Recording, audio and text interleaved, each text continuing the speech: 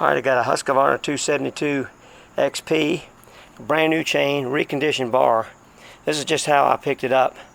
All I did was take the bar and clean the bar up and get all the surfaces ground down even, put a new chain on it. It's got a new sprocket on it. The maintenance department where I got it from did all that other than the bar and the chain.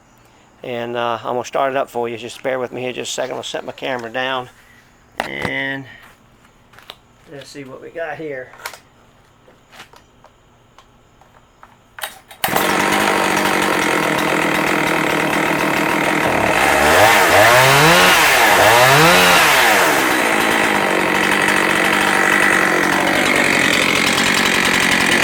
XP.